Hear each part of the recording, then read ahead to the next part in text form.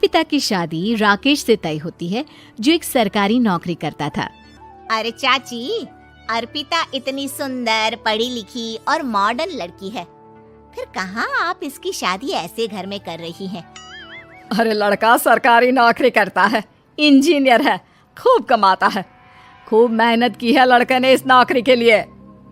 अर्पिता भी राकेश को पसंद नहीं करती थी, लेकिन पिता ने हाँ कर दिया तो शादी के लिए मन मारकर तैयारी कर रही थी। हाँ माँ, चाची ठीक ही तो कह रही हैं।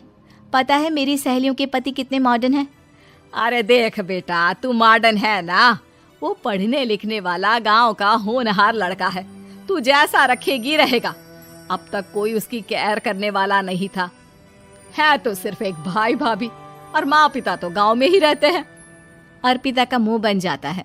वो पिता के फोन से राकेश का नंबर लेकर उसे मिलने के लिए बुलाती है।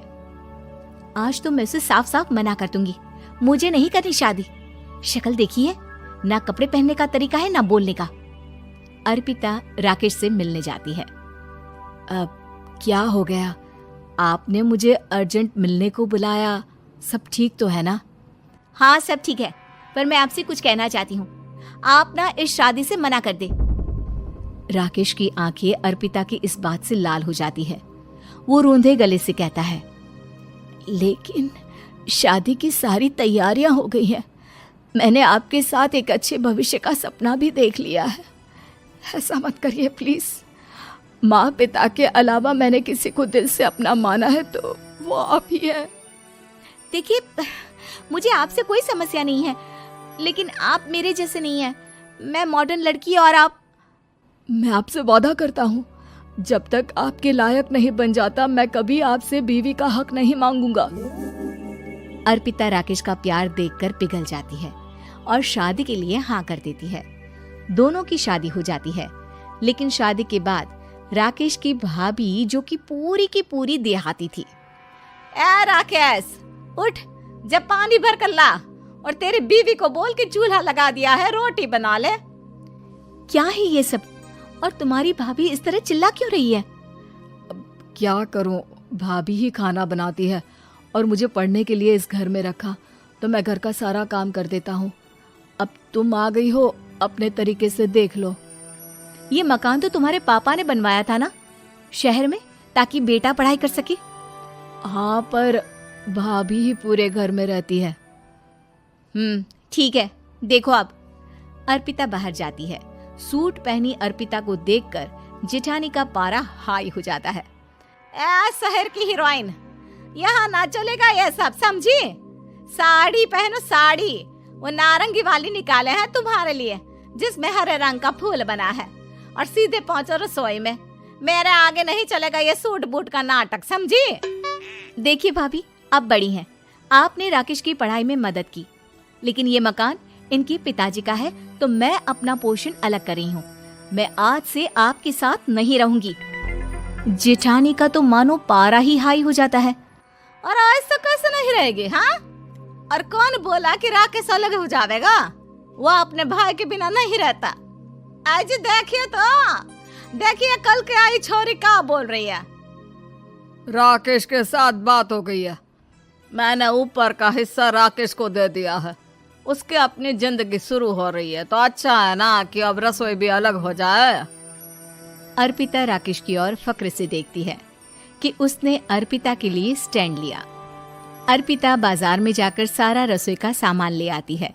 पिता के दिए सामान से घर सजाती है और अपने तरीके से पूरे घर की सजावट करती है। शाम को राकेश ऑफिस से आता है। कुर्ता पैजामे में राकेश को देखकर, अरे ये क्या पहना है? भाभी सिलती है ना कुर्ता, मैं सारी कमाई भाभी को ही दे देता हूँ। लेकिन अब ना बीवी को देना होगा, क्योंकि भैया भी अच्छी नौकरी करते हैं। भाभी अपने पति का पैसा संभालें और मैं अपने पति का पैसा संभालूंगी। तभी भाभी आ जाती है। अरे देखो, बहुत हो गया। हाँ, अलग रहने तक तो ठीक था, लेकिन पैसा हम एक फूटी कौड़ी नहीं देंगे। बचपन से तुम्हारे पति को हमने पाला है, उसका हिसाब दो। अच्छा, हिसाब चाहिए? कितना पढ़ी है आप जो आपको हिसाब चाहिए? बड़े भाई हैं उनकी, जिन्होंने उन्हें पढ़ाया लिखाया। वो हिसाब मांगेगी तो जरूर दे दूंगी भाभी। अरे देख, हाँ, अगर तूने पढ़ाई की है तो मैं भी अंगूठा छापना हूँ। अरे 5 की रात तक पूरी पढ़ाई की है, समझे? वैसे भी कल इन लोगों के माँ बाबूजी आ रहे हैं गांव से, वही लोग ठिकाने लगाएंगे तुझे। अगले दिन सास ससुर आते हैं, दोनों बहुत ही सीधे लोग। अच्छा किया जो ऊपर के हिस्से में राकेश की गृहस्थी लगा दी। अब दोनों बेटे अपना अपना देख ले।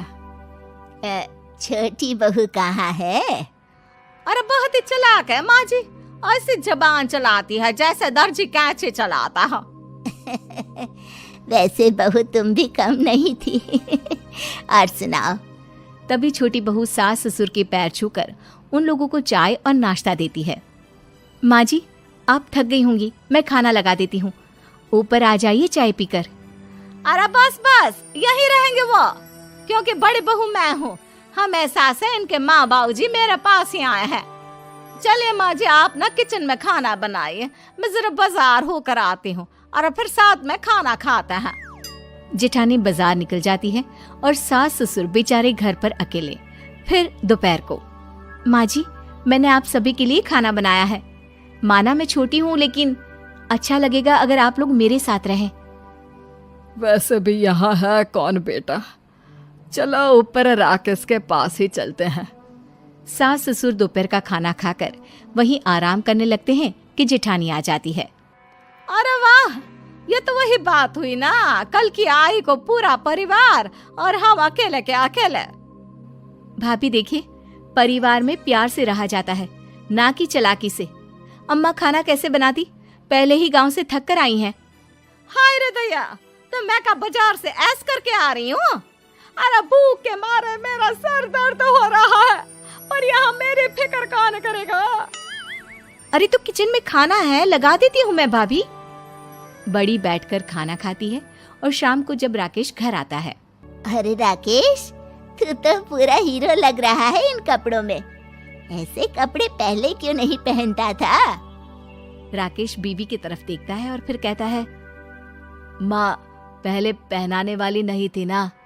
हाँ हाँ, और हम जो हाथ से सिल सिल कर कुर्ता पहनाते थे उसका का? अरे तुम्हारे भैया तो आज भी पहन रहे हैं। तभी अर्पिता सास के लिए कपड़े और ससुर के लिए शर्ट पैंट ला कर देती है। उन लोगों को फ्रिज से ठंडा पानी और टीवी में फिल्म दिखाती है। अरे कब से इनको बोल रहे हैं कि फ्रिज वाले आओ, लेकिन ये है कि मानत ही ना है। बहू, अब तो तुम ही समझाओ ससुर जी को। नहीं पापा, आप फ्रिज मत लीजिए। अरे वाह रे छोटे, खुद फ्रिज का ऐसे का मजा ले, और इनकी माँ के पास फ्रिज भी ना हो। अरे देखा पिताजी, देखा माँ जी कब बोल रही है। अरे उसकी पूरी बात तो सुन लो कि वो क्या बोल रही है। वो इसलिए क्योंकि अब माँ जी और पापा यहीं रहेंगे मेरे पास। घर को घर सिर्फ मॉडर्न या गांव की सोच नहीं, बल्कि संस्कार बनाते हैं भाभी, और संस्कार अच्छे हो तो सब सही हो जाता है।